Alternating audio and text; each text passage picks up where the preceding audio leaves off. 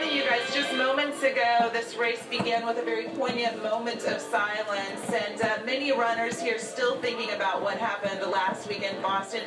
Jeff Mayer was there. You crossed the finish line about 90 minutes before those bombs went off. Tell me a little bit about your experience. Well, I came across the line as I have the last few years, and it's always a celebration, and it's a great day in Boston, and this was no different until the bombs went off. And fortunately, I was through the streets and back at my hotel when it occurred, so I was out of harm's way, as was a lot of my friends. But as soon as that happened, I mean, it became a very surreal event, and I watched it on television, and I could see it from my window of my hotel. Was there a lot of fear because you didn't know at that point if there were going to be more bombs? You saw the security really closing in?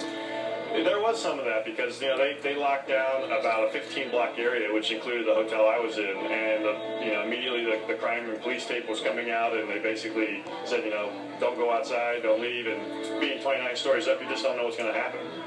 You told me that about 120 some odd runners from the Kansas City area were in Boston, 30 from your runners group. Some of them didn't get to cross the finish line. What are you guys doing today for them?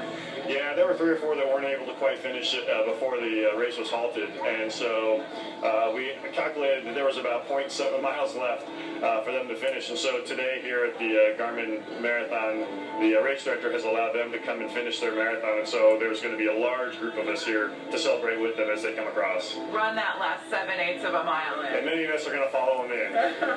That's great. I know you must have been watching in the last week this whole thing unfold from Boston, including the arrest last night. What was your reaction? Well, obviously there's a lot of relief.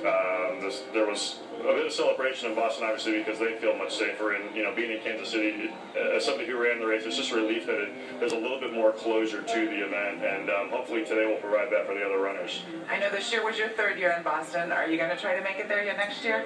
I am qualified, and I will definitely be there in 2014. All right, very good. That'll be a very special year. Thanks so much for being here this morning. We look forward to seeing those runners cross the finish line. That'll happen at about noon today, and we'll have that tonight on Fox 4 News at 5. I'm Carrie.